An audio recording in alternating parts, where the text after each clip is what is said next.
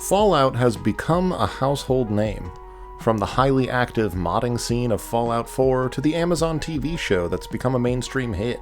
But today we're taking a look back at the birth of the modern Fallout era in Bethesda's 2008 classic, Fallout 3. Love it or hate it, this game revived the series and brought it in a totally different direction. One that was a massive success for them at the time, but is it worth revisiting in 2026? Let's find out.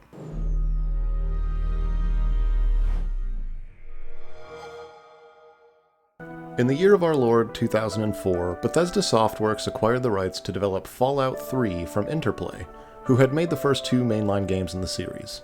Originally a PC-exclusive, isometric RPG series with turn-based combat, Bethesda Game Studios decided to pivot the Fallout brand in the same direction as their other projects they'd been working on. Bethesda had bet heavily on a very niche and specific formula at the time with Morrowind, that being the first-person RPG with an expansive, wide-open 3D world, all available on both PC and consoles alike.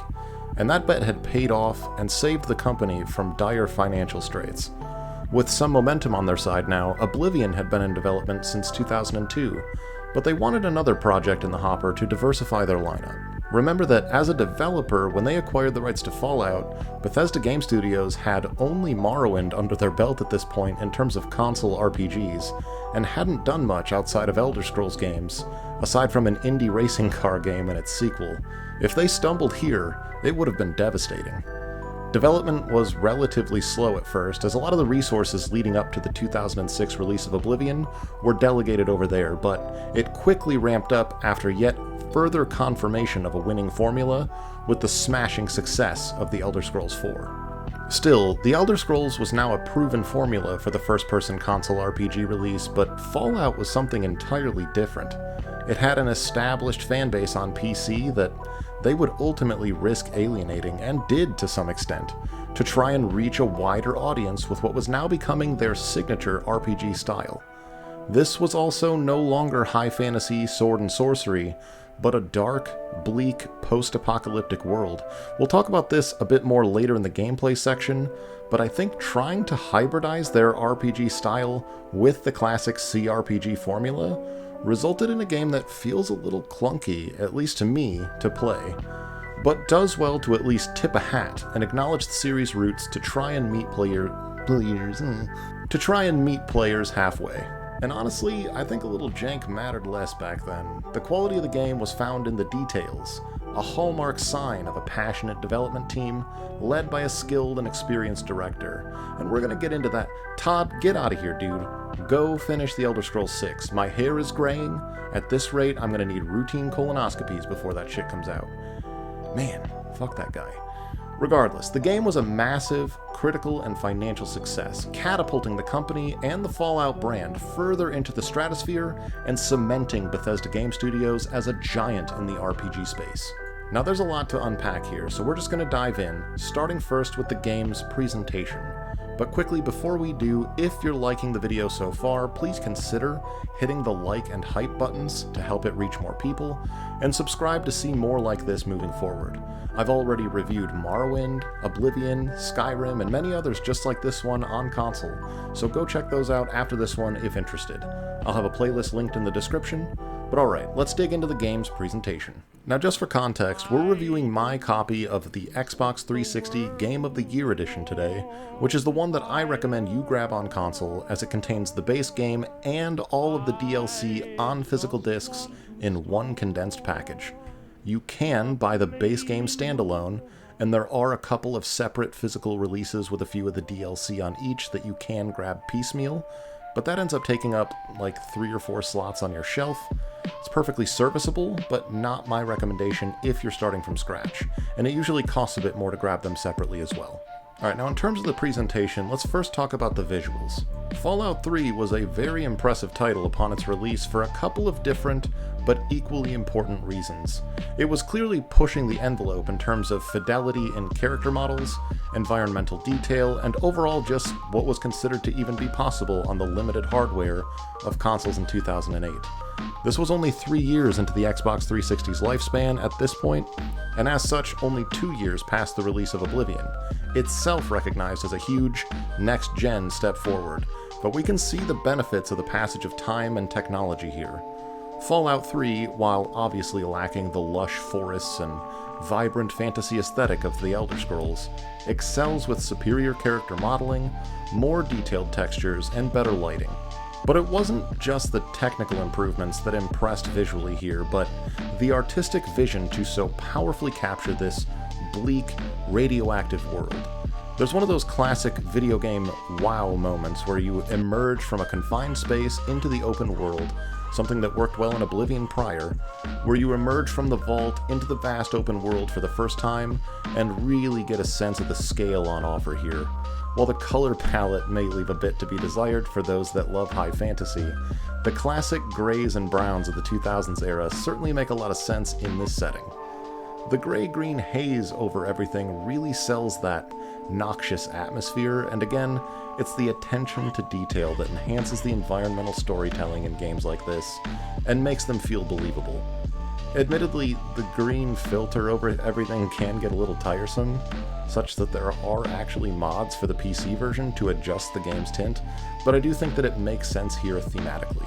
The audio in this game, much like the visuals, favored immersion in this world and its themes over spectacle. It's not your traditional video gamey soundtrack. In fact, a lot of times there's an absence of music and noise outside of ambient sounds and maybe some distant gunfire or the creaking of nearby debris or rubble settling.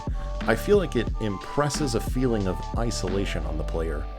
The radio tracks are all, I presume for the sake of irony, 1940s swing and big band sounding music from that classic white picket fence American Dream era, clearly contrasted by the wasteland that you're existing in. This isn't a game soundtrack I'll personally be jamming to on its own anytime soon, but the game's atmosphere is complemented well by the choices made by Fallout 3's sound design team. It trades stimulation for immersion, and I think that works, even if it can make the gameplay feel a touch drab and slow at times. And let's chat about that gameplay, because this is where I felt like this game lost me a bit at times. The opening hour or so of Fallout 3 is actually really strong and super unique. You are tutorialized in a vault, Vault 101 to be specific, which is a very fitting name, and begin the game as a baby. The game introduces you to various mechanics, a bit of world building, some initial character customization selections, and a nod to the game's choice and consequence systems before ultimately sending you out into the world when you come of age.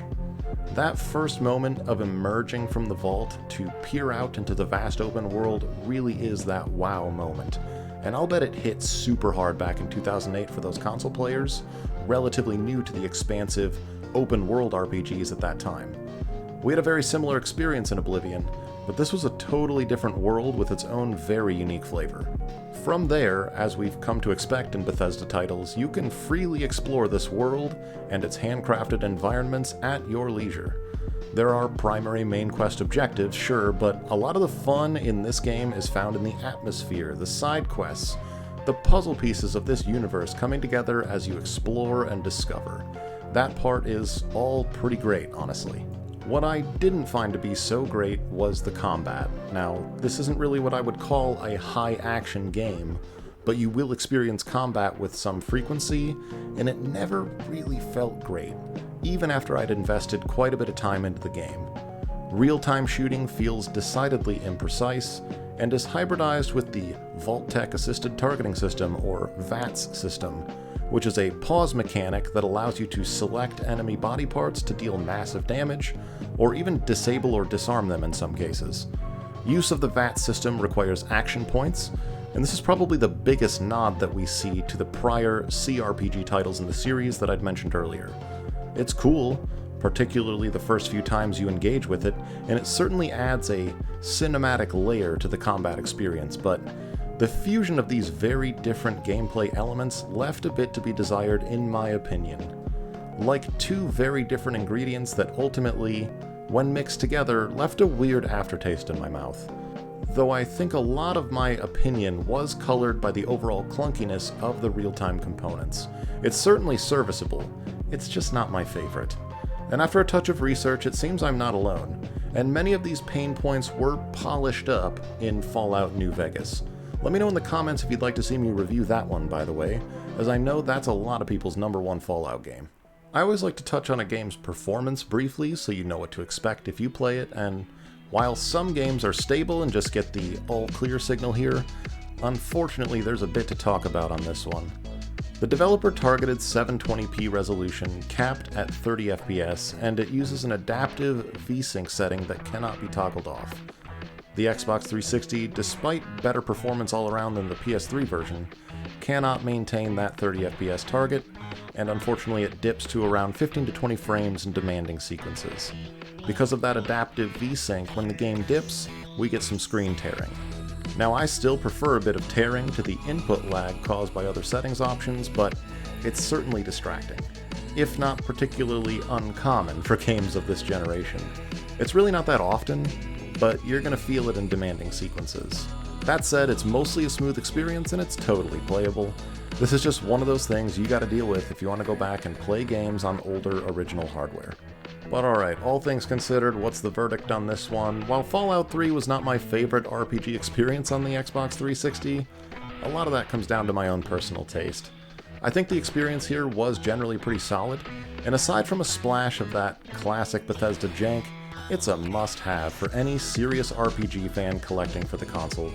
Fallout 3 traded mechanical polish for atmosphere, world-building depth, and player freedom, and I think that's the right call for a game like this if you had to compromise somewhere.